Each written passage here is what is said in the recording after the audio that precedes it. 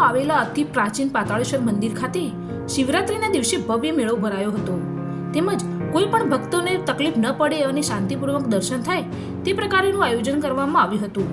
અતિ પ્રાચીન ગણાતું આ પાતાળેશ્વર મંદિર કે જે પાટણના રાજા સિદ્ધરાજ જયસિંહના જન્મસ્થળ એવા પાતાળેશ્વર મંદિર ખાતે મહાશિવરાત્રીના દિવસે મેળો ભરાયો હતો, જ્યાં દૂર દૂરથી ભાવિક ભક્તો શિવજીના દર્શન કરવા ઉમટ્યા હતા અને ભક્તોએ ભગવાન શિવજીના દર્શન કરી ધન્યતા અનુભવી હતી। તેમજ આ વખતે મંદિર દ્વારા પણ લાડુનો પ્રસાદનું આયોજન કરવામાં આવ્યું હતું, જેમાં પાલનપુર પાતાળેશ્વર મંદિર ખાતે વહેલી સવારે પાલનપુરના ધારાસભ્ય અનિકેતભાઈ ઠાકર, નગરપાલિકા પ્રમુખ ચિમનલાલ સોલંકી, શહેર ભાજપ પ્રમુખ પ્રશાંતભાઈ ગોહિલ સહિતના પદાધિકારીઓ ઉપસ્થિત રહી પાતાળેશ્વર મંદિર પર ધજા ચડાવવામાં આવી હતી। આ પાલનપુર હિન્દુ સમાજ સંચાલિત પાતાળેશ્વર મહાદેવનું મંદિર છે, ઐતિહાસિક મંદિર છે। પાટણના મહારાજા જયસિંહ સિદ્ધરાજનું જન્મ સ્થાન છે। જ્યારે મિનળ દેવીના પુત્રનો જન્મ ન થતા તેઓ સંતોના આશીર્વાદ વખતે યાત્રાએ નીકળ્યા હતા, તે દરમિયાન અહીંયા રોકાયા હતા।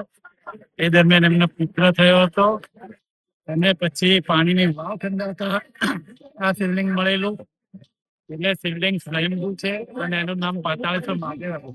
આજે શિવરાત્રી એ સવારથી ભીડ છે, લોકોની લાઈનો છે, પણ બધાને દર્શન કરવા વ્યવસ્થિત મળે છે, વ્યવસ્થા સારી છે ટ્રસ્ટની અને દરેક રીતે આજે પબ્લિક સારી છે અને લોકો દર્શન કરીને ધન્યતા અનુભવે છે। મહાદેવ કી જય।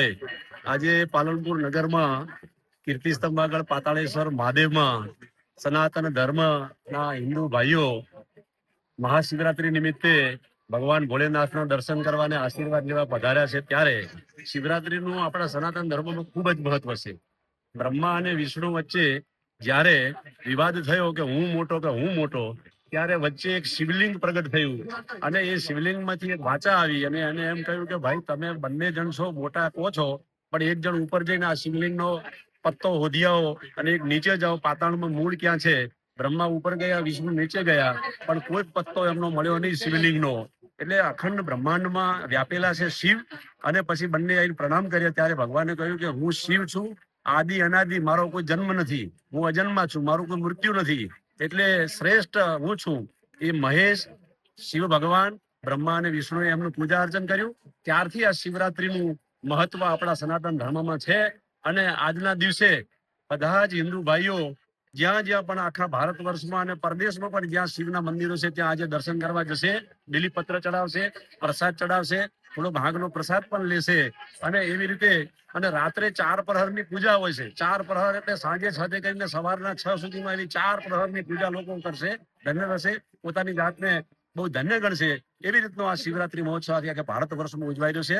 ત્યારે પાતાળેશ્વર મહાદેવના ચરણોમાં ફરી સાષ્ટાંગ દંડવત પ્રણામ। બોલો પાતાળેશ્વર મહાદેવ પાર્વતી પતે હર હર। આજે મહાશિવરાત્રી છે। મહાશિવરાત્રીના દિવસે દર વખતે પાતાળેશ્વરમાં આવવાનું થાય છે, પણ આજે એક અલગ જ આનંદ દેખાઈ રહ્યો છે અને ક્યાંક ને ક્યાંક કુંભની અસર જોવા મળી રહી છે। કુંભ પછી એવો અનુભવ થાય છે કે હરેક મંદિરોમાં નવયુવાનોની પણ ખૂબ ભીડ જોવા મળે છે। આપણી સંસ્કૃતિ માટે આ ખૂબ જ સરસ વસ્તુ છે। હરેક વ્યક્તિએ આપણી સંસ્કૃતિને જાળવી રાખવા માટે મંદિરોમાં આવવું જોઈએ। આપણા બાળકો આપણને જોઈ આ બધું શીખી શકશે। હર હર મહાદેવ, હર હર મહાદેવ।